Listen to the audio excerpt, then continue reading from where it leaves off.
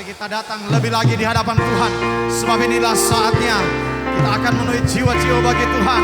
Sebab Dia yang memberikan kuasa di dalam hidup kita. Haleluya. Yeay.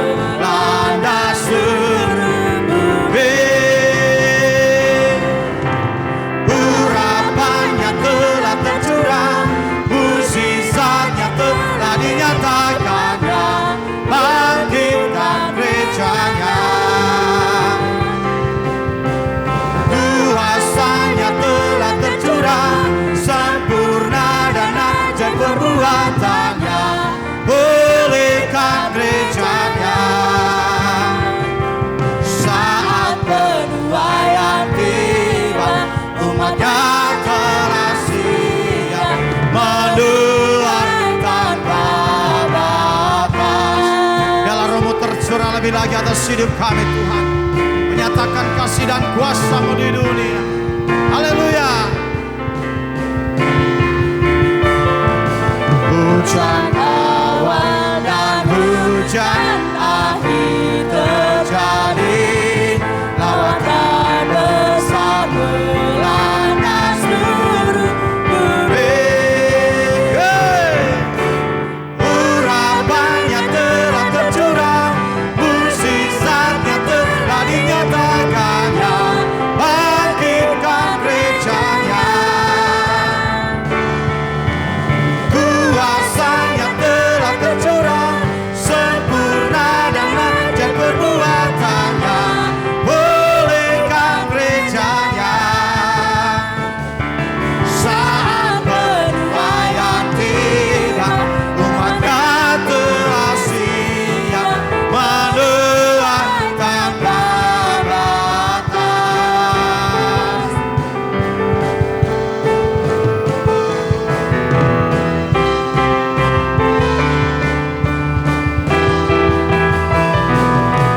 Haleluya. Sore-sore kemuliaan hanya bagi Engkau, Raja di atas segala raja. Lebih lagi kita datang dengan penuh semangat, dengan senang hati kita. Tuhan memanggil setiap kita. Haleluya.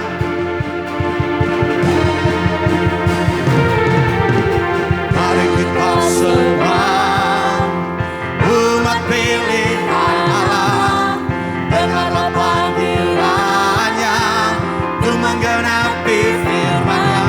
Sekaranglah waktunya untuk berdiri di bangsa ini. Mari maju umat pemenang. Yes.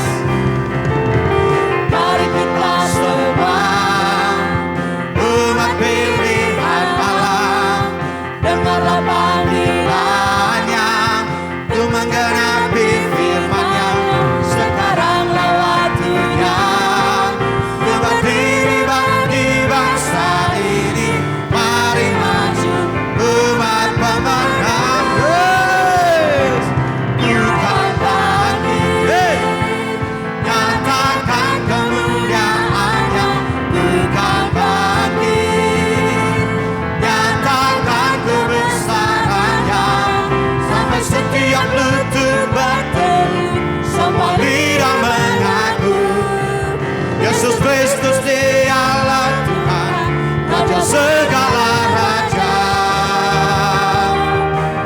Dialah Raja. Hey. Haleluya.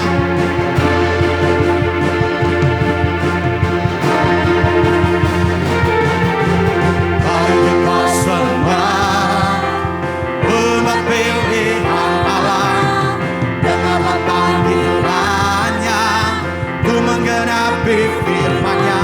Sekaranglah waktunya untuk berdiri di bangsa ini. Mari maju umat pemenang. Hey. Bukan bangkit, nyatakan kemuliaan-Nya. Bukan bangkit, nyatakan kebesaran-Nya. Sampai setiap lutut bertelut, semua lidah mengaku Yesus Kristus Dialah Tuhan,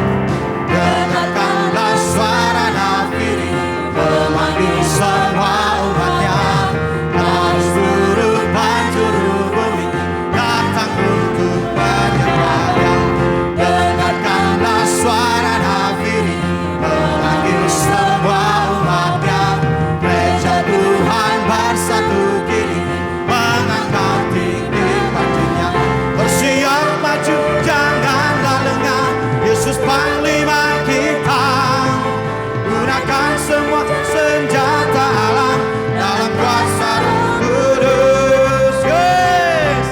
Api kemuliaan yang tercurah dari surga penuhi kami semua. Bangkitlah gerejanya, api kemuliaan yang tercurah dari surga.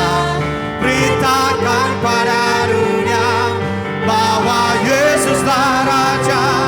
Api kemuliaan yang tercurah dari surga penuhi kami semua. Bangkitlah gerejanya, api kemuliaan yang tercurah dari surga. Beritakan pada dunia bahwa Yesuslah Raja, segala raja.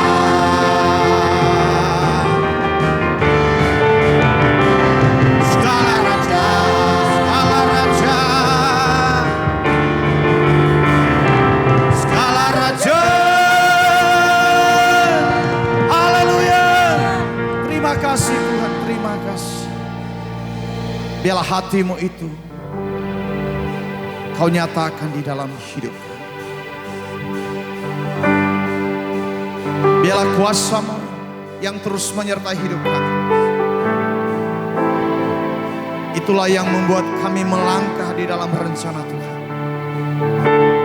Biarlah melalui hidup kami, jiwa-jiwa yang mengenal kasih Kristus, mereka diselamatkan, hidup mereka dipulihkan.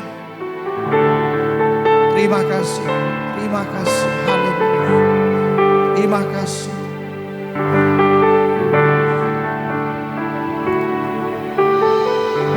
Berikan pada kami hati yang mengasihi jiwa-jiwa yang belum mengenal kasih Bapa. Mereka yang dalam gelap, mereka yang tersesat, hati kami ibarat seperti hati-Mu Yesus. Tuhan, ini tugas kami. Kau beri keberanian bagi kami. Taruhlah roh yang rela melayani dan menyenangkan hati Tuhan, itu yang ku ingini. Jemaat Tuhan dipersilakan duduk kembali. Berikan pada kami hati yang mengasihi jiwa-jiwa yang belum mengenal kasih Bapa. Mereka yang dalam gelap, mereka yang tersesat, hati kami ibarat seperti hati-Mu Yesus. Tuhan, ini tugas kami.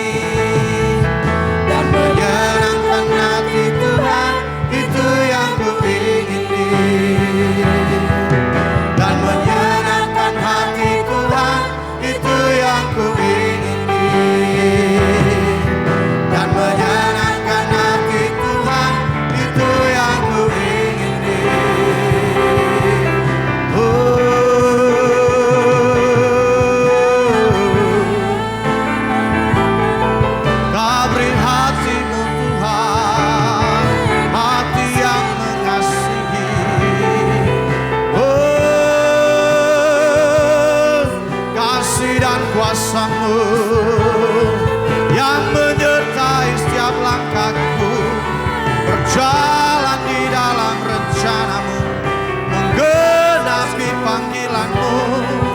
Yesus, ku bersyukur kasih-Mu, Kau sertai hidupku. Terima kasih, terima kasih, terima kasih Tuhan, Kau mengurapi hidupku, berjalan bersama-Mu, Kau nyatakan kemurahan-Mu, Kau nyatakan kasih-Mu. Haleluya. Oh, sebab tanda-tanda ajaib yang menyertai hidup kami, itulah yang menjadikan kami pemenang di dalam segala rencana-Mu yang indah dan mulia. Terima kasih Tuhan, terima kasih Yesus. Kami berserah, kami berserah di dalam rencana-Mu Tuhan, di dalam panggilan-Mu yang begitu mulia. Haleluya. Oh, haleluya, haleluya, haleluya. Terima kasih Tuhan, terpujilah nama-Mu, Kau Allah yang setia, Kau Allah yang mulia. Haleluya. Oh, terima kasih, kami bersyukur Tuhan. Terima kasih Tuhan. Sebab firman-Mu berkata, kalau Roh Kudus turun ke atas kamu, engkau akan menjadi saksiku di Yerusalem, di Yudea, Samaria, bahkan sampai ke ujung bumi. Tuhan, kami bersyukur buat janji-Mu yang tidak pernah berhenti menyertai hidup kami. Itulah yang membuat kami tetap kuat, tetap ada di dalam panggilan-Mu ya Tuhan. Karena penyertaan Tuhan sempurna di dalam hidup kami. Kami bersyukur, kami bersyukur, kami bersyukur Tuhan buat penyertaan-Mu.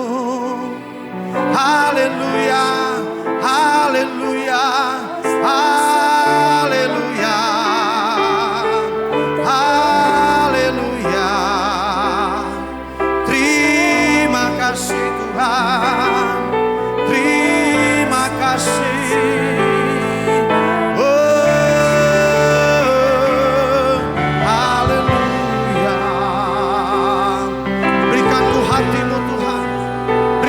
Tangan-Mu, berikan ku kaki-Mu berjalan di dalam rencana-Mu.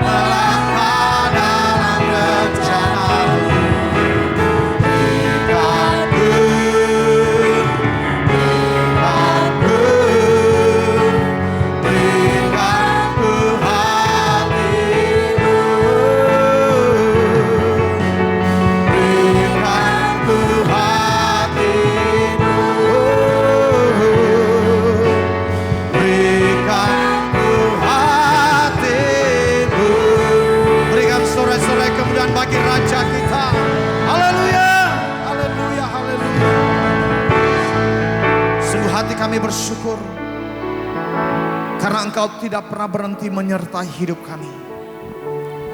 Berjalan bersamamu, ada kuasa, ada pengurapan, ada penyertaan yang sempurna senantiasa dinyatakan di dalam kehidupan kami. Jadikan kami alat-Mu untuk menyaksikan kemurahan Tuhan bagi dunia di sekitar kami. Engkau memakai hamba-Mu, Engkau urapi dengan kuasa-Mu, sehingga perkataan-perkataan surga yang menguatkan, yang menyembuhkan, yang memulihkan hidup kami, boleh kami alami di sepanjang pemberitaan firman. Di dalam nama Tuhan Yesus Kristus kami berdoa dan mengucap syukur bersama kita. Katakan amin. Sekali lagi berikan kemuliaan bagi Tuhan kita. Silakan duduk Bapak Ibu dan Saudara. Bapak Ibu dan Saudara, pagi hari ini kita akan dilayani oleh Bapak Pendeta Alex Siswantoro Abadi dari GBI Bintang. Demikian saja perkenalan singkat kepada hambanya, kami persilakan. Kita berikan kemuliaan bagi Tuhan.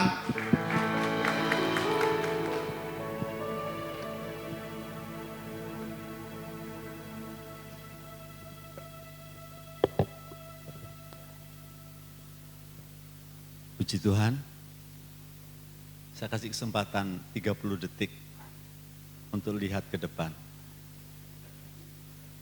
Sama enggak?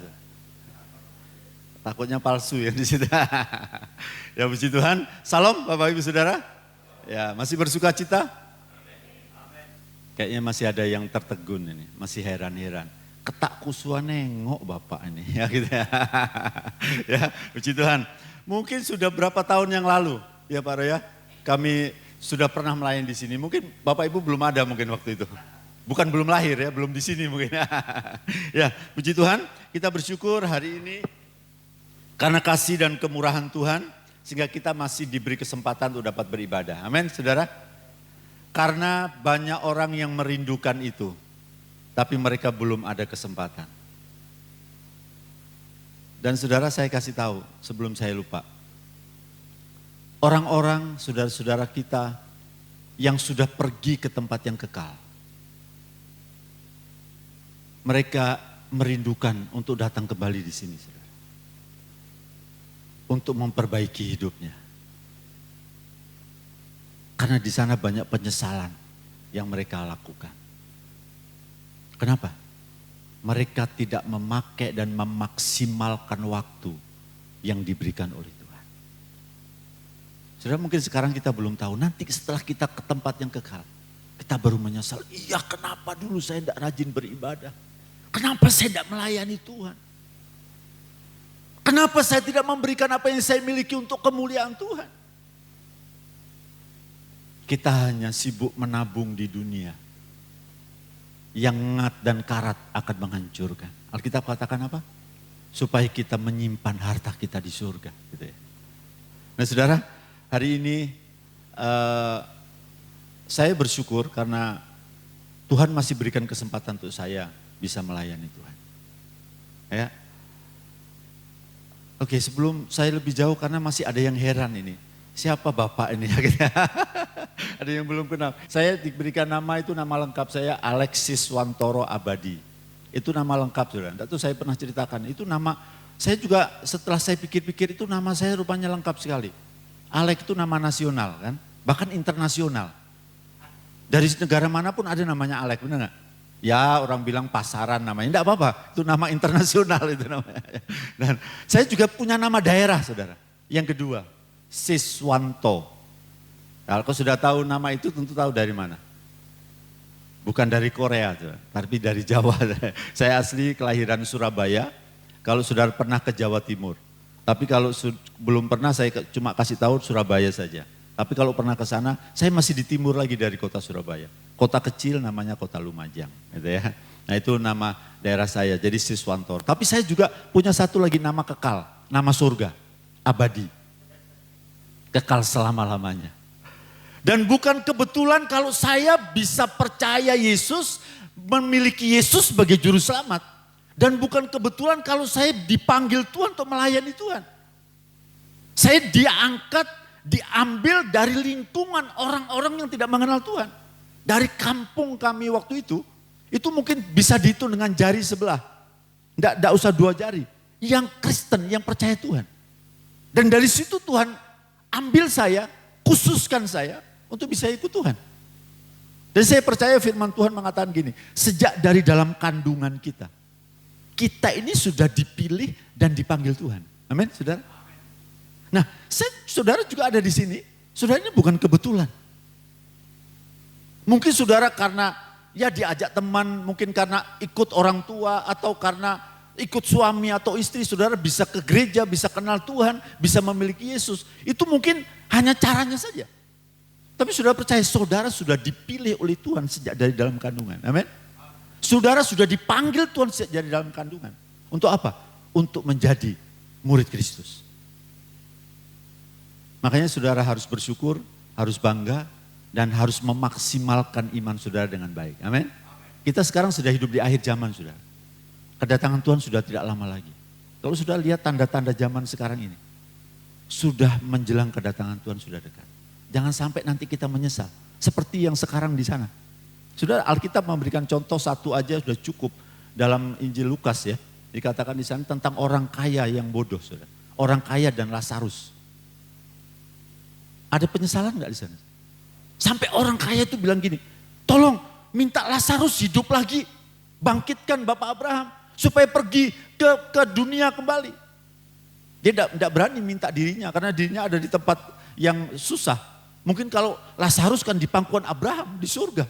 Dipikir bisa kembali ke bumi. Terus Bapak Abraham bilang gak bisa anakku. Tapi tolonglah. Karena di sana masih ada 5 saudaraku katanya.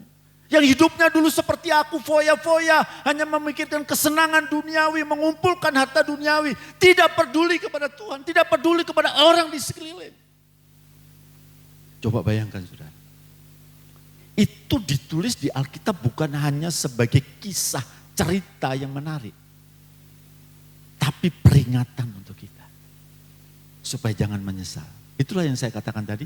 Banyak orang-orang yang sudah pergi tempat kekal. Menyesal. Pingin kembali datang ke tempat kita. Jadi kalau kita masih ada di sini sekarang. Pakai waktu dan kesempatan. Amin. Coba lihat sebelahnya. Mari kita maksimalkan waktu yang Tuhan beri. Gitu ya. Amin saudara. Hidup ini adalah kesempatan. Amin. Hidup ini untuk. Coba tanya sebelahnya, sudah melayani belum gitu ya. Nah saudara, oke, mungkin pendahuluan saya terlalu lama, sudah 15 menit, tinggal 15 menit lagi sudah. Ya, jadi hari ini saya diberikan tema oleh Bapak Gembala di tempat ini berbicara tentang menjadi saksi Kristus. Kita katakan sekali sama-sama, 1, 2, 3, menjadi saksi Kristus. Nah saudara sebelum kita baca firman Tuhan, saya ingin katakan kepada kita gini, kalau kita mendengar kata Kristen, kalau kita mendengar kata Kristen, kita ingat siapa saudara? Atau kita ingat apa? Coba, kalau kita dengar kata Kristen, kebetulan, bukan kebetulan ya, kita ini orang Kristen gitu ya.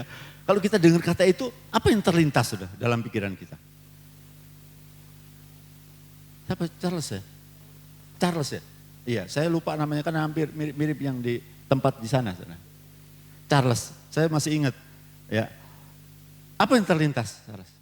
Yang kalau kita dengar kata Kristen. Bingung ya? Bingung ya. Ternyata bingung loh saudara. Mendefinisikan Kristen itu susah ternyata. Nah bagaimana kita jadi saksi nanti? Enggak sampai ke sana dulu ya. Apa kira-kira saudara kalau kita dengar kata Kristen? Ya salib. Ya bu benar salib. Dengar kata Kristen. Apa Kev? Kristus, Kristus. Dengar kata Kristen apa lagi saudara? Kristus, Yesus, salib. Terus apa lagi? Golgota mungkin gitu ya. Nah oke. Apapun respon orang atau menyebutnya, mendefinisikan tentang Kristen. Tapi saya kasih tahu begini. Bahwa Kristen itu memang sebetulnya adalah Kristus. Kristen itu Kristus. Kenapa saya berani katakan? Karena Alkitab menuliskannya. Pertama kali orang Kristen disebut namanya Kristen, itu bukan dipersiapkan Yesus, dipersiapkan surga. Itu kata olokan, saudara. Di kota Antioquia, kalau sudah baca di dalam Kisah Para Rasul. Orang-orang yang menjadi percaya berkumpul di satu tempat, lalu mereka mulai bersama-sama memuliakan nama Tuhan. Lalu banyak orang melihat orang-orang kafir yang sudah bertobat, yang berkumpul itu, mereka sebut dia Kristen. Wah, itu Kristen. Kristen itu kata ejekan pertama. Tapi akhirnya kata ejekan itu menjadi identitas orang-orang yang percaya kepada Kristus. Dan itu gak salah, itu memang sudah kegenapan firman Tuhan Alkitabiah. Karena Kristen itu adalah Kristus. Jadi siapa yang mengakui saya orang Kristen, maka kita harus belajar hidup seperti Kristus. Amin. Dan yang kedua, Kristen itu bicara apa? Tentang iman. Iman. Ibrani 11 ayat yang ke-6 bilang gini. Sebab tanpa iman kita nggak berkenan di hadapan Allah. Oh, coba. Jadi apapun yang kita punyai, apapun yang kita lakukan. Bahkan Alkitab dalam 1 Korintus 13 gini, sekalipun kita membagi-bagikan harta kita, menghancurkan tubuh kita, tapi tanpa kasih, katanya itu kosong. Lalu ayat 13-nya disimpulkan gini. Hendaknya tinggal ketiga hal ini gitu ya. Iman, pengharapan, dan kasih. Memang dituliskan yang paling besar adalah kasih. Tapi saudara tahu yang paling besar itu karena datangnya dasarnya dari iman. Makanya tidak bisa dibolak-balik ayat itu. Iman, pengharapan, dan kasih. Kalau kita memiliki iman yang benar, maka iman itu akan membawa kita untuk memiliki pengharapan. Kenapa ada orang putus asa, orang frustasi, sampai ada yang bunuh diri? Karena tidak memiliki pengharapan. Harapannya hanya semu, harapan sementara, harta habis. Saya pernah dulu baca atau dengar kisahnya, orang yang karena habis hartanya karena kalah judi, saudara. Akhirnya frustasi, naik ke atas gedung yang tinggi lalu terjun dari sana tanpa mikir apa-apa. Bunuh diri karena apa? Tidak ada pengharapan. Ada orang yang hanya karena jodoh, hanya karena pacar ditinggalin pacar ya anak muda. Itu bunuh diri waktu saya pelayanan di Bandung. Tahun 90-an ya. Ya 90-an. Itu ada seorang cewek saudara, baru lulus kuliah. Tidak tahunya terdengar dia bunuh diri. Dengan cara apa? Tidur di rel kereta api, saudara. Waktu kereta api mau lewat. Coba, badan ini diadu dengan besi, hancur, meninggal. Usut punya usut ternyata kenapa saudara gara-garanya? Karena pacarnya, tunangnya tidak disetujui oleh orang tuanya. Coba, hanya karena itu. Kayaknya dunia ini sempit. Seperti daun kelor. Ya, menurut dia. Padahal yang lebih dari itu banyak. Kenapa? Tidak memiliki pengharapan. Kenapa banyak orang Kristen akhir zaman ini bisa juga tidak bisa memiliki pengharapan kalau kita tidak memiliki iman itu. Makanya iman itu penting. Kristen itu bicara tentang Kristus, tapi juga bicara tentang iman. Kita mandang salib karena iman. Amin, saudara. Saya ingat beberapa waktu yang lalu, waktu saya kunjungan ke tempat jemaat. Lalu sebelum saya masuk ke rumahnya, lagi dipanggil oleh beberapa orang yang bersama kami. Lalu saya lihat ada anak muda duduk di bawah pohon, di depan rumah pojok sana. Lalu dia buka baju. Lalu saya iseng-iseng sambil saya datangi dia. Orang Tongin ya, saya bilang, Kyo, woi, Om, katanya. Kenapa saya tertarik saudara? Karena dibuka bajunya lalu di sini ada salib besar. Ditato. Saya bilang, weh Ciono salib besar. Ibadah di mana Gil? Gereja mana? Dia malu-malu. Om, saya enggak ke gereja katanya. Loh, maksudnya enggak pernah gereja? Bukan, aku bukan Kristen katanya. tercigak-cigak saudara orang Bangka bilang, aku terkejut bukan, kenapa? Kok kamu bukan Kristen kok pakai tanda salib? Iya om, bagus. Coba saudara, bagus katanya. Cion salib, jadi banyak orang tertarik. Coba saudara lihat, ya di Indonesia mungkin jarang kelihatan, kalau di luar negeri itu penyanyi rock, penyanyi segala macam itu banyak anting salib, benar gak? Tato salib besar-besar, kalung salib, bahkan hidung ditindik salib, ditato, segala macam. Tapi bukan salibnya itu kan yang penting. Bagaimana hidup kita. Amin, saudara. Kalau kita tidak memiliki Kristus, tidak memiliki iman, maka hidup kita juga menjadi sia-sia. Nah saudara, untuk itu hari ini saya mau berbicara tentang bagaimana kita menjadi saksi Kristus. Karena saya di kesempatan 2 kali, maka bagian pertama saya akan berbicara ini saudara.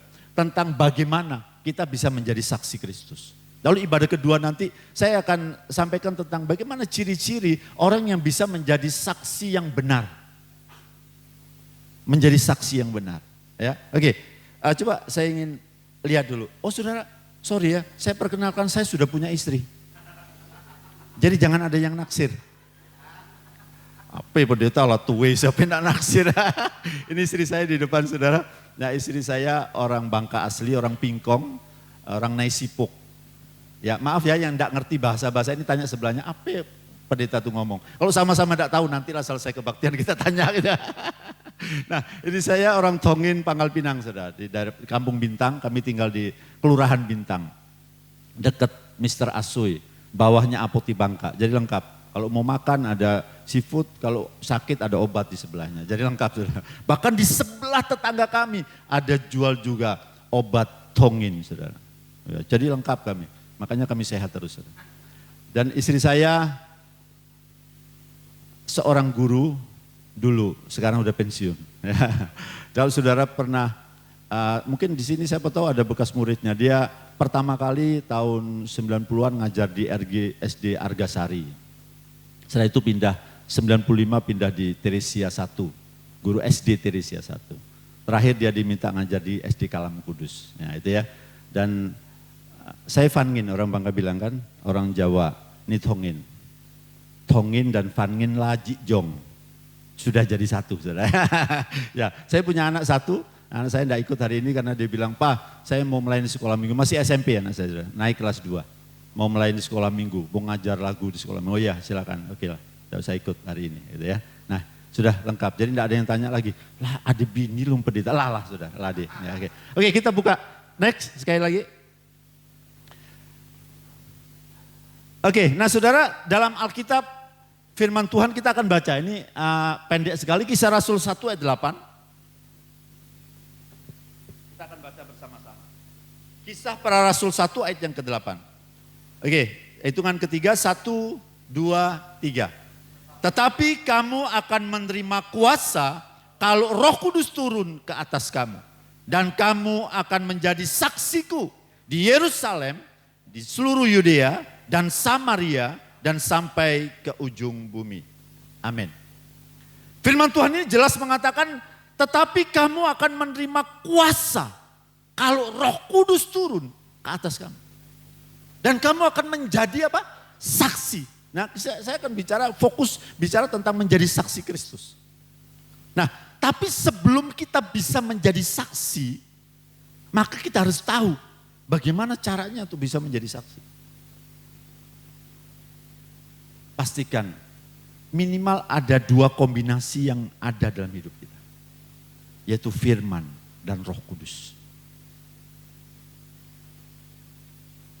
Firman dan Roh Kudus. Karena firman itu yang bisa membekali kita, memberikan pengetahuan tentang Tuhan. Dan siapa Tuhan, siapa kita, apa dunia ini, dan apa yang terjadi yang akan datang. Tapi firman itu tidak akan merema, tidak akan hidup dalam diri kita kalau tanpa Roh Kudus. Nah, saudara coba perhatikan di sini. Tetapi kamu akan menerima kuasa kalau Roh Kudus turun ke atas kamu. Dan kamu akan menjadi saksi. Oke, saya akan perjelas, saya akan coba ingatkan kita begini. Murid-murid Tuhan Yesus. Berapa lama bersama Yesus, saudara? Kurang lebih 3,5 tahun. 3,5 tahun. Tiap hari bersama Yesus. Tahu Yesus itu siapa? Yesus itulah sang firman itu sendiri. Karena Yohanes 1 bilang pada mulanya firman bersama dengan Allah dan firman itu adalah Allah. Ayat 14 firman itu menjadi manusia, itu Yesus. Coba bayangkan saudara, murid-muridnya itu setiap hari bersama-sama firman. Bersama Yesus. Benar? Betul saudara? Bersama Yesus. Coba pertanyaan pentingnya begini. Apakah mereka menjadi kuat saat menghadapi masalah, tantangan, dan ancaman? Mereka kuat saudara? Yuk, coba jawab, mereka kuat? Mereka bertahan? Petrus waktu Yesus ditangkap bilang, kamu kan salah satu, kan kuo, udah ditahu apa gitu. Kalau dia pakai bahasa Bangka. Ada anak kecil aja tanya, kamu? Oh bukan. Mereka sembunyi, mereka ketakutan, Alkitab mencatat. Hanya perempuan-perempuan yang mengiringi Yesus. Bahkan waktu Yesus jatuh pikul salib, hanya seorang perempuan yang coba menolong dan menangisi dia. Kemana murid-muridnya? Tiap hari bersama firman, belajar firman, terima firman. Tapi toh mereka tidak menjadi kuat. Loh, bagaimana Roma 10 ayat 17? Iman timbul dari pendengaran katanya. Pendengaran oleh firman Kristus. Saya perjelas lagi. Tapi setelah Roh Kudus dicurahkan. Setelah Roh Kudus dicurahkan. Lalu murid-muridnya yang dulu ketakutan. Sekarang berani tampil sudah. Berani tampil. Petrus berkhotbah. Berapa ribu bertobat? 3.000. Yang dulunya cuma ditanya, kamu kan salah satu, cuma nanya gitu aja. Pernah gak kita sudah jadi orang Kristen takut? Oh kamu kan yang saya lihat kemana ke gereja? Enggak, tidak. Dulu ya sekarang zaman modern, zaman teknologi sudah. Kalau kita ke gereja itu malu ya bawa Alkitab ya. Disembunyiin, dibungkus koran, taruh di tas. Bahkan kalau bilang apa dibawa? Enggak, baru belanja.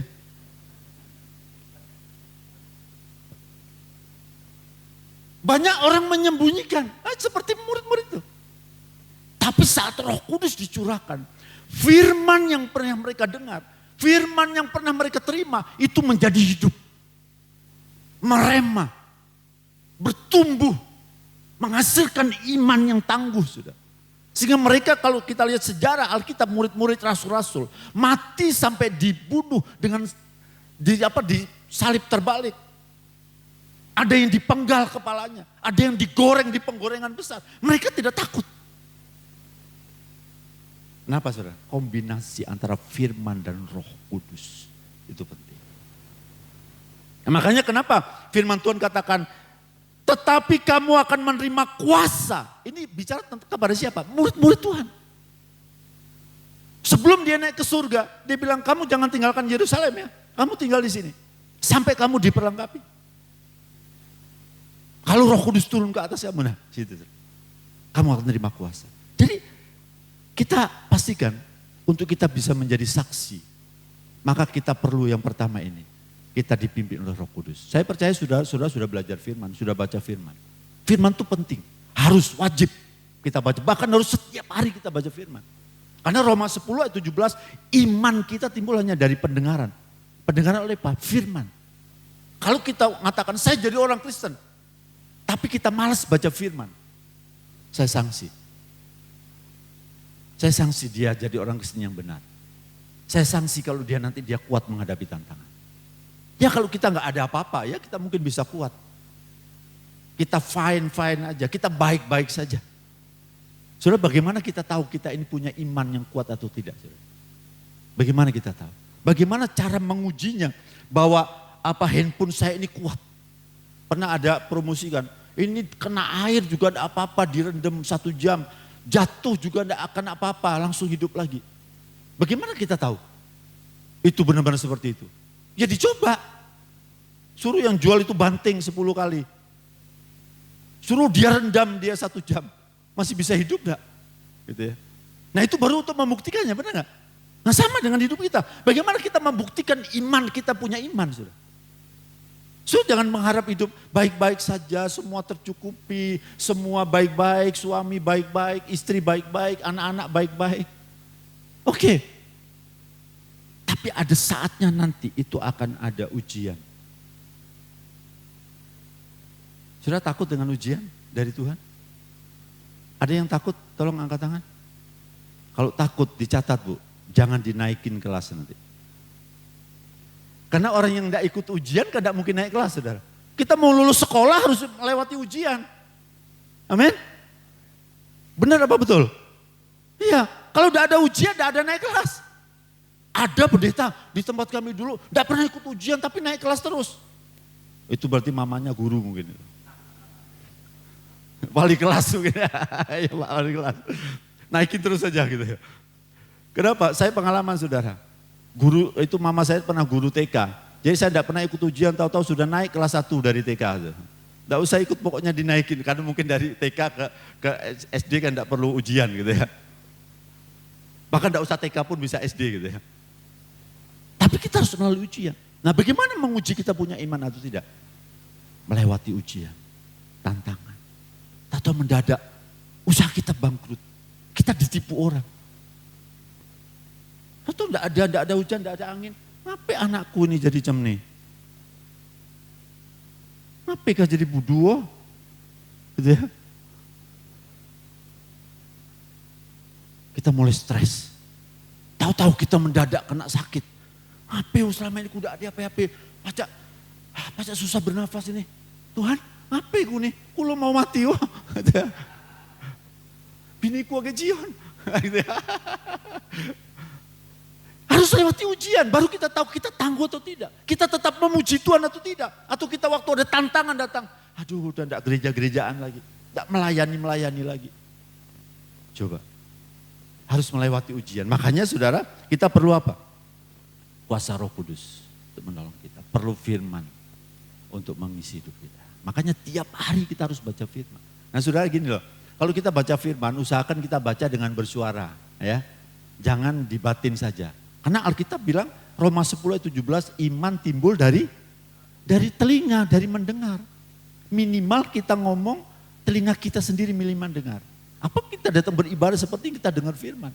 Nah sekarang zaman teknologi kalau sudah lihat di YouTube, saudara bisa putar Alkitab suara, audio. Sambil masak ibu-ibu bisa, sambil dengar firman. Kan iman timbul dari pendengar, biar orang bacain kita tinggal dengar. Zaman teknologi udah canggih. Kita bisa dengar.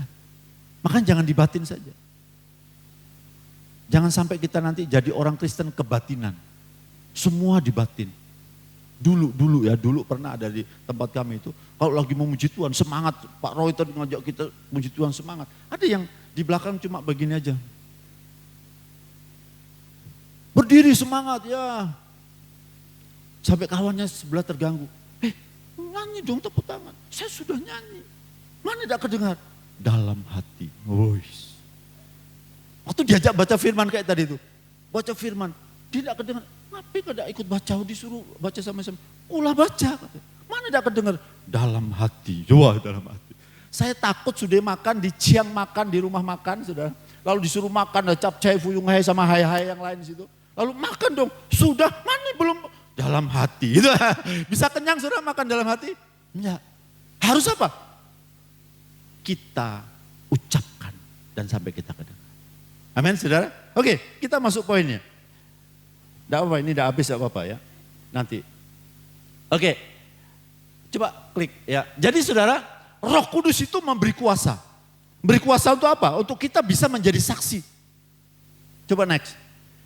Jadi Roh Kudus itu dijanjikan Kristus sebagai penolong atau penghibur yang tinggal dalam hidup orang percaya selama-lamanya. Ingat loh gini ya, Roh Kudus itu diberikan bukan dipinjemin.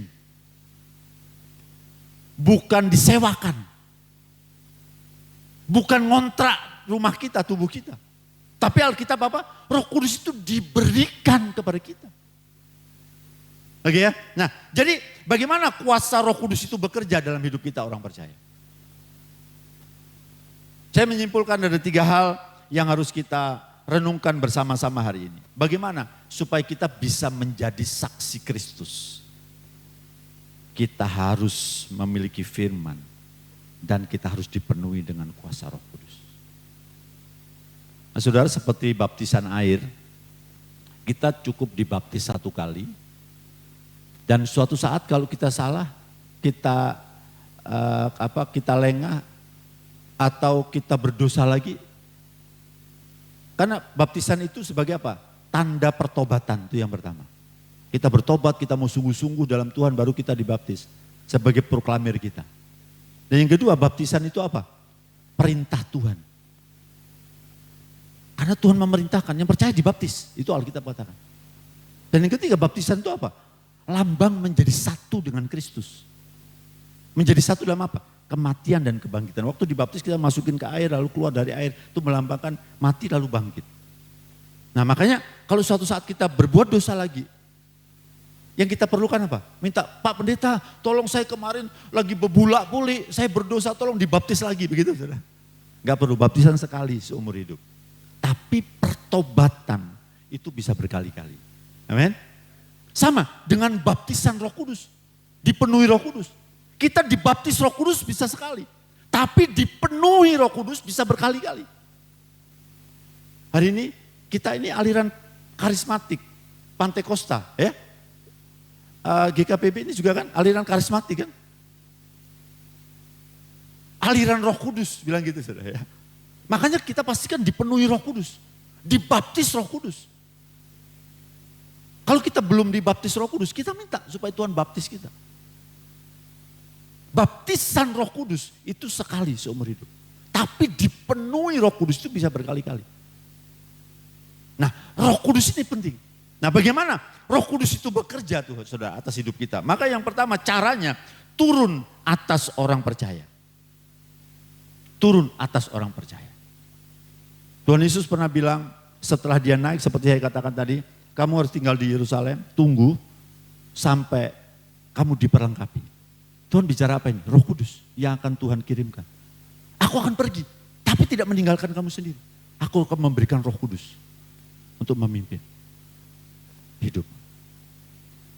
Makanya tunggu sampai diperlengkapi. Nah ini bicara apa? Roh Kudus. Jadi cara Roh Kudus bekerja adalah turun atas orang percaya. Dan ini sudah dipersiapkan.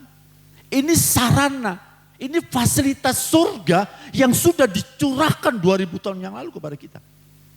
Dengan tujuan apa? Yesus lakukan. Untuk memperlengkapi kita. Supaya kita bisa melanjutkan misi Kristus bagi dunia. Supaya dunia diselamatkan. Supaya jangan sia-sia Yohanes 3:16 itu terjadi. Karena begitu besar kasih Allah akan dunia ini. Sehingga diberikan anaknya yang tunggal. Supaya setiap orang yang percaya. Tidak binasa melainkan beroleh hidup yang kekal. Makanya ada amanat agung.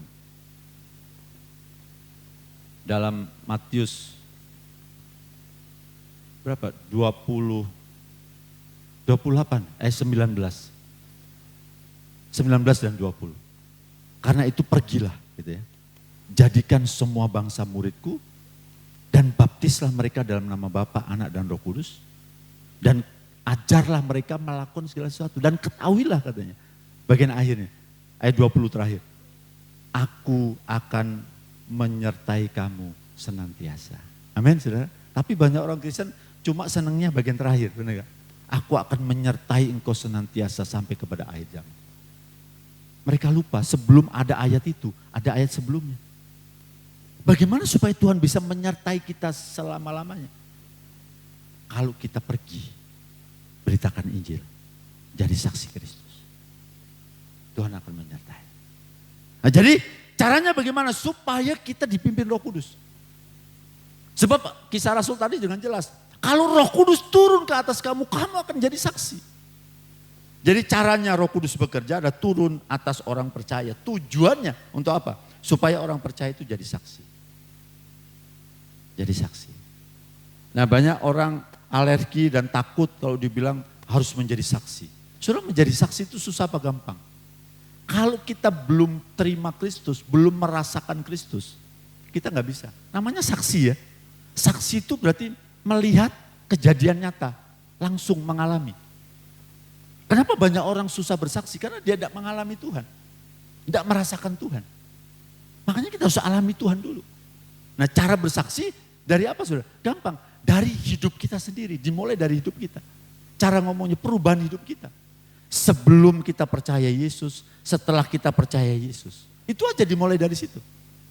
Kalau kita sudah mengalami itu, kita akan gampang. Jadi kalau kita belum mengalami itu, memang kita susah jadi saksi Kristus.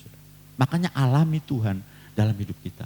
Roh itu yang membuat kita memiliki roh yang menyala-nyala untuk kita melayani Tuhan. Sehingga kita mampu dan bisa menjadi saksi Kristus sampai ke seluruh dunia. Jadi sasarannya ada seluruh wilayah mendengar Injil karena kita. Alkitab katakan tadi, saya singgung sejenak tentang ayat ini, bahwa kalau Roh Kudus turun ke atas kamu menjadi saksi. Di mana menjadi saksi?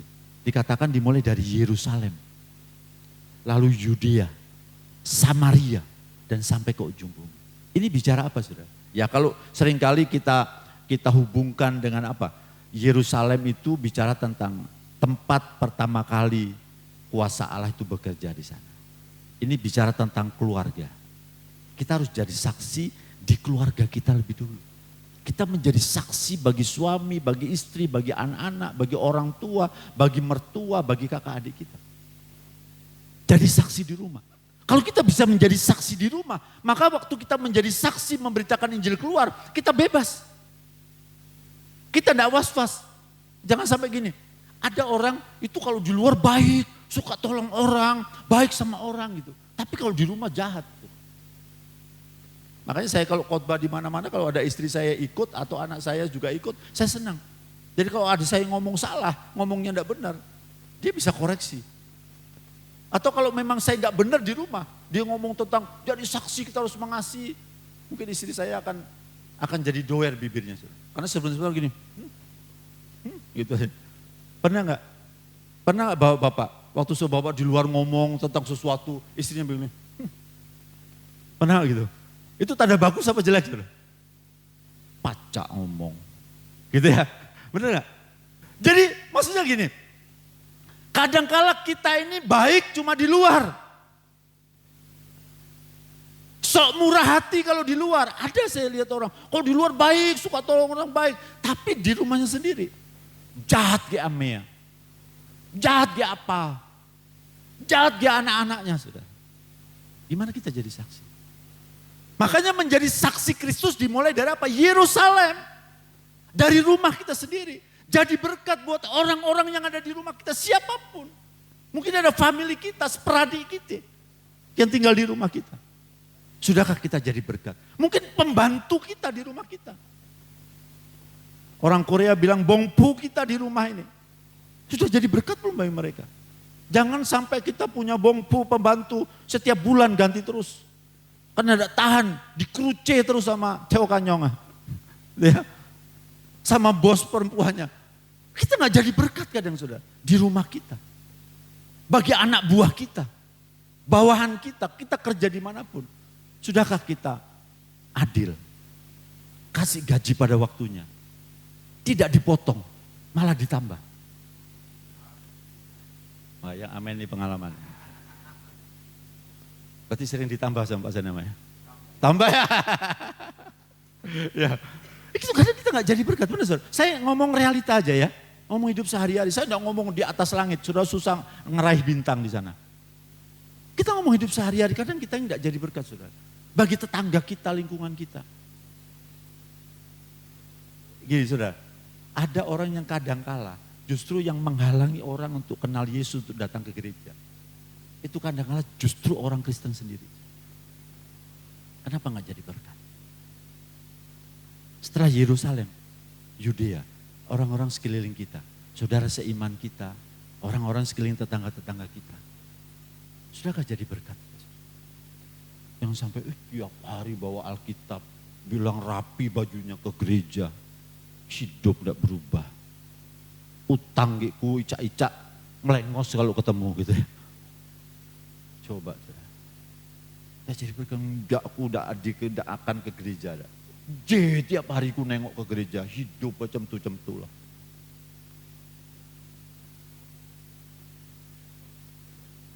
Coba kita renungkan setengah jam. Kelamaan ya setengah jam. Karena kita nggak jadi berkat, saudara. Setelah kita jadi berkat di Yerusalem, di rumah kita, maka di Yudea sekeliling kita, orang-orang saudara seiman kita. Sehingga waktu kita berbuat baik di luar, maka suami kita, istri kita, anak-anak kita, orang tua kita, orang di rumah kita akan bilang, papa saya memang hebat, mama memang orang yang baik. Memang kayak gitulah di rumah. Jangan sampai kita baik di rumah. Orang yang di rumah kita bilang, bergaya, sok baik di rumah. Uang 1.000, jadi minta. Lalu Samaria itu bicara apa, saudara? Orang-orang yang musuh dari orang Israel. Ini bicara tentang apa? Orang yang belum kenal Tuhan, kita jadi saksi. Bahkan bagi musuh kita harus bisa jadi saksi. Yesus mengajarkan apa? Kalau dia minta baju, kasih jubahmu. Kalau dia tempelin pipi kiri, kasih kaki kanan. Jangan ditempelin kaki kiri, dikasih kaki kanan gitu. Maksudnya gini, maksudnya istilahnya kita ini menjadi berkat, menjadi saksi. Kita bisa mengampuni orang lain. Lalu sampai Yerusalem. Yerusalem itu bicara apa, saudara? Yerusalem, maksud saya seujung bumi. Yerusalem, Yudea, Samaria sampai ujung bumi. Ujung bumi itu bicara apa, saudara? Ujung bumi itu bicara di mana kita melangkahkan kaki. Dimanapun kita berada, di situ kita harus jadi saksi. Kita harus jadi berkat. Amin. Tapi zaman teknologi sekarang, seluruh bumi sampai ke ujung bumi ditambah satu. Selain ujung bumi adalah di mana kita berada, itu ujung bumi kita. Di mana kaki kita melangkah dan kaki kita ada di situ ujung bumi kita. Maka sekarang ditambah ujung bumi kita. Apa? Ujung bumi kita, gadget kita.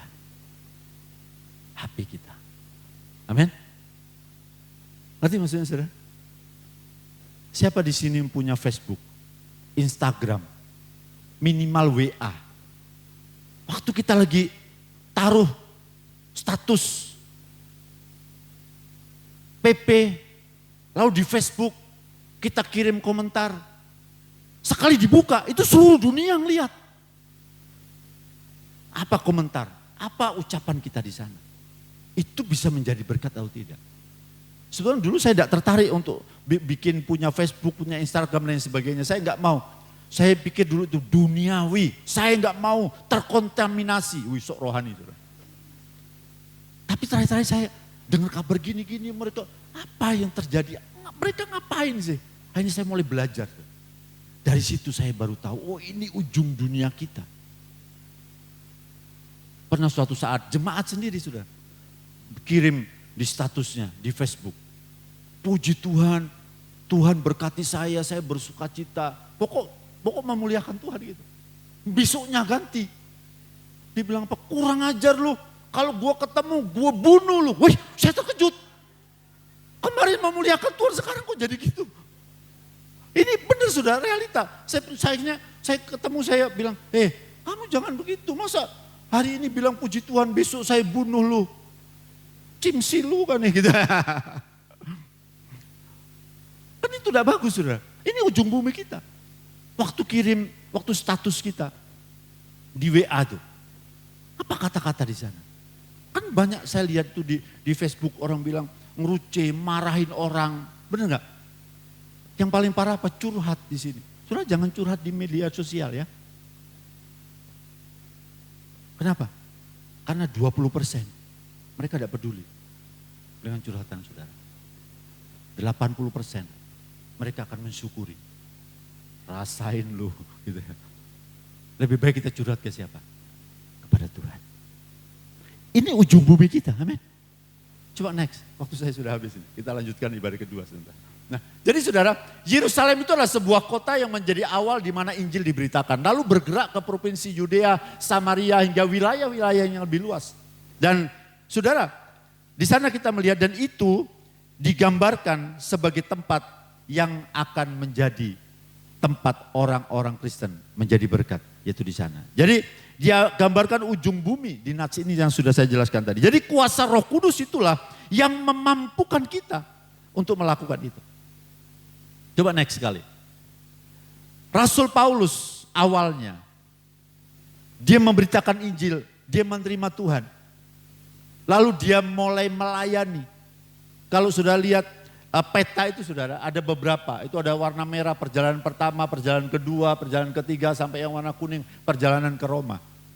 Dia pergi setiap hari sampai ke ujung bumi. Coba bayangkan waktu zaman Yesus belum ada pesawat, belum ada mobil, motor mungkin. Tapi cuma ada perahu-perahu, itu perahu sederhana.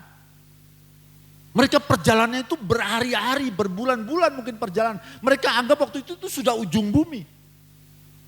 Tapi setelah zaman teknologi mulai ada pesawat atau kapal mulai lebih bagus. Maka mulai tersebar kemana-mana. Rupanya ujung bumi itu rupanya lebih luas lagi. Sampai kemana? Sampai ke Indonesia hari ini. Apakah Indonesia sudah ujung bumi? Mungkin salah satunya. Coba next sekali. Saya akan tutup dengan ini saudara. Jadi saudara kalau lihat peta dunia, karena ada yang menemukan bahwa dunia itu tidak lurus saja kan. Dunia itu bulat. Nah saudara yang tengah itu Yerusalem saudara. Yang tengah. Dan itu adalah Yerusalem itu dikelilingi oleh tembok dan ada beberapa pintu, 12 pintu. Dan sekarang mungkin cuma yang dibuka cuma ada 7 pintu di sana. Dan salah satu pintu namanya pintu gerbang domba atau pintu gerbang emas, Golden Gate yang sebelah sini. Nah pintu ini sampai hari ini itu belum dibuka. Waktu saya ke Yerusalem katanya pintu ini memang tidak dibuka. Guide di sana bilang begini, nanti pintu itu akan dibuka saat Yesus datang kedua kali. Dan mereka bilang begini, Mesias. Karena bangsa Israel hari ini, orang-orang Yahudi masih menunggu Mesias. Yaitu Yesus itu. Dan seperti firman Tuhan gini, waktu Yesus naik ke surga, menjejakkan kaki di bukit, apa namanya itu? Zaitun, ya sampai hampir lupa. Bukit Zaitun saudara. Lalu waktu dia naik, lalu malaikat bilang gini, apa yang kau lihat ini akan datang juga waktu yang sama. Jadi mereka percaya Yesus nanti datang dari Bukit Zaitun. Lalu berjalan menuju pintu. Dan mereka percaya sampai hari ini bahwa pintu itu yang buka aja Mesias. Karena mereka percaya di sana nanti akan didirikan bait Allah. Gitu ya. Didirikan bait Allah. Dan orang akan datang untuk menyembah Tuhan. Ya puji Tuhan. Ya haleluya. Ya puji Tuhan. Tuhan berkati Pak. Dalam nama Yesus. Ya oke. Puji Tuhan. Nah saudara saya lanjutkan sedikit ya. Nah Indonesia itu termasuk ada di ujung dari pintu Golden Gate ini saudara. Kalau kita lihat di sana. Dan karena saya pernah 2 kali ke sana ya. Jadi di depan pintu gerbang itu, Golden Gate itu, sekarang ini tahu nggak itu bukan gedung-gedung dan tempat-tempat sarana perbelanjaan sudah, tahu nggak? Kuburan. Di sana ada kuburan 3 agama, kuburan Islam, Kristen dan Yahudi. Dan ada beberapa orang dari luar negeri, dari Belanda, dari Perancis, beberapa katanya menurut guide-nya bilang gitu, mereka sengaja katanya beli tanah di situ untuk dikubur sudah. Satu tempat kubur, satu tanah itu bisa miliaran. Mereka mau beli. Karena mereka meyakini nanti Mesias itu akan datang. Dari Bukit Zaitun. Bukit Zaitun itu di timur. Saudara. Di timur sebelah sini. Dan akan datang lalu menjejakkan kaki di situ. Lalu masuk ke Yerusalem. Dan waktu masuk ke Yerusalem ke depan pintu. Dia melewati kuburan-kuburan itu. Mereka percaya waktu Yesus datang melewati kuburan. Kuburannya akan dilewati. Di situ orang akan bangkit. Dan akan ikut Yesus masuk ke Yerusalem itu. Dan beribadah di bait Allah yang akan dibangun. Sekarang tempat lokasi bait Allah itu sedang ada masjid. Dan sekarang yang terjadi apa? Mereka itu menjadi rebutan. Dan peperangan Israel. Dan Israel sampai nanti Tuhan datang tidak akan pernah aman sentosa. Pasti ada musuhnya. Sampai suatu saat nanti. Kalau memang Tuhan izinkan ada bait Allah dibangun. Nah seperti itu. Nah dan kalau kita tarik ke timur terus itu sampai ke Indonesia. Jadi Indonesia ini bisa dari ujung bumi dari Yerusalem. Tempat terakhir yang akan terjadi kebangunan rohani di negara ini. Kita mau ikut terlibat menjadi salah satu penuai jiwa-jiwa di akhir zaman. Makanya persiapkan sekarang. Next, persiapkan sekarang. Dengan apa? Kita menjadi saksi. Amanat agung ini sudah dilakukan oleh para rasul, oleh murid-muridnya. Sekarang bagian kita sebagai murid-murid, yaitu Tuhan Yesus. Mari kita berdiri bersama-sama. Next sekali.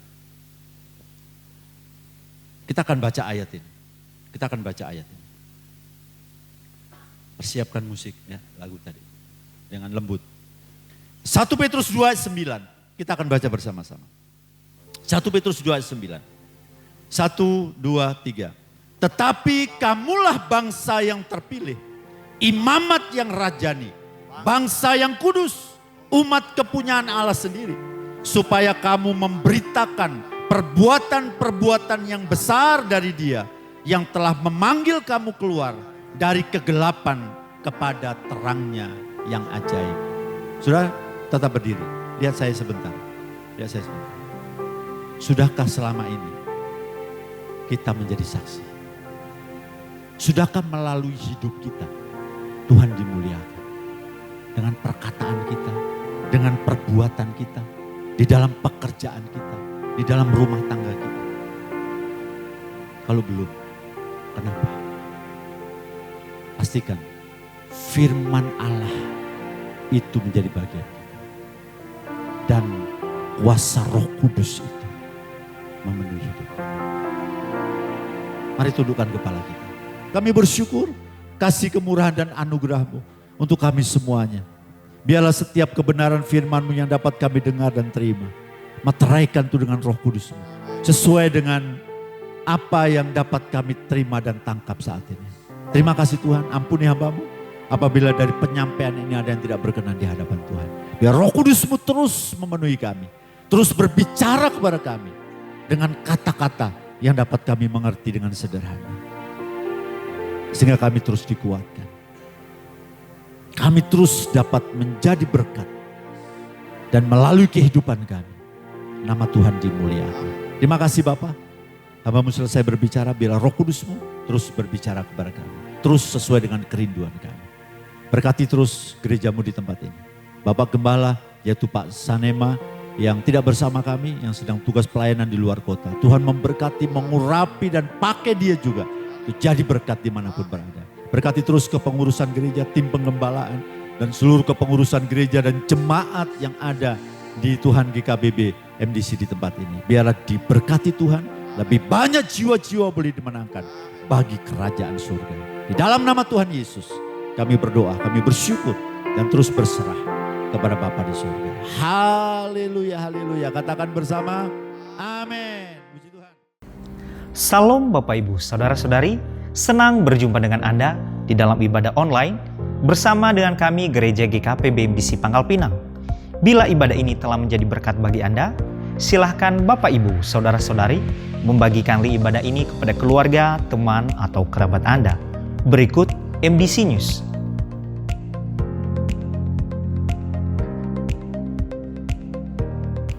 Kelas Pemuridan Pola Hidup dalam Kerajaan Allah atau Dasar Kekristenan DK Angkatan ke-45 diadakan setiap hari Minggu dimulai pada pukul 11 waktu Indonesia Barat setelah ibadah kedua selesai.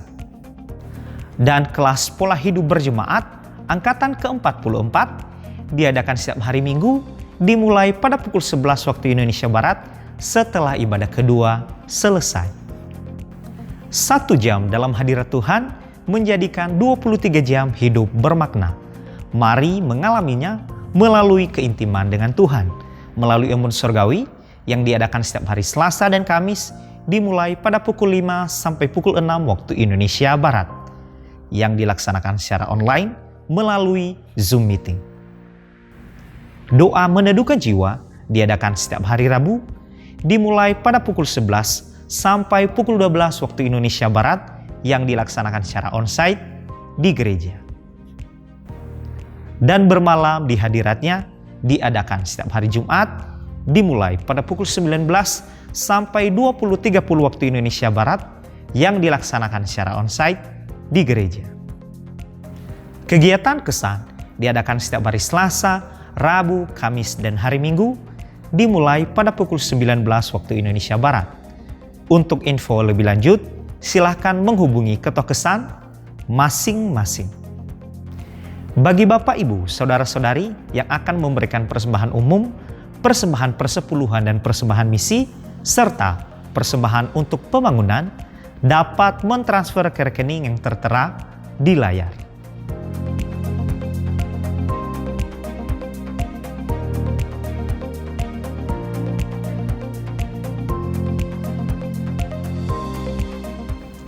Untuk mengetahui info lebih lanjut tentang Gereja GKP BMDC Pangkal Pinang, Bapak, Ibu, Saudara-saudari dapat mengikuti Facebook dan Instagram MDC Pangkal Pinang atau subscribe akun YouTube GKP BMDC Pangkal Pinang. Demikian info tentang Gereja GKP BMDC Pangkal Pinang dan selamat beribadah. Tuhan Yesus memberkati. Ku buka hati untuk Roh-Mu Tuhan. Ku buka hati menyembah-Mu Yesus. Jamahlah kami, penuhi kami dengan kuasa Allah Maha Tinggi. Ku buka hati untuk Roh-Mu Tuhan. Ku buka hati menyembah-Mu Yesus. Jamahlah kami, penuhi kami dengan kuasa Allah Maha Tinggi. Jamahlah kami, penuhi kami dengan kuasa Allah Maha Tinggi. Jamahlah kami, penuhi kami dengan kuasa Allah Maha Tinggi. Sekali lagi kami minta Pak Alek untuk berdoa berkat buat kita. Yes. Haleluya, haleluya. Mari Bapak Ibu Saudara yang dikasihi Tuhan, kita arahkan hati kita kepada Tuhan lebih lagi. Setelah kita diberkati lewat ibadah ini, maka pastikan berkat yang melimpah terus turun atas kita. Amin. Untuk itu sekarang dengan iman, memandang kepada Tuhan yang luar biasa, yang tidak terbatas. Sebelum kita pulang bersama, mari sekarang terimalah segala berkat yang melimpah dari Allah Bapa, kasih dari Tuhan Yesus Kristus, bahkan persekutuan dari Allah Roh Kudus menyertai kita semua mulai saat ini sampai selama-lamanya. Dalam nama Bapa, Anak dan Roh Kudus, dalam nama Tuhan Yesus Kristus. Haleluya. Katakan bersama, amin. Ya puji Tuhan, Tuhan memberkati.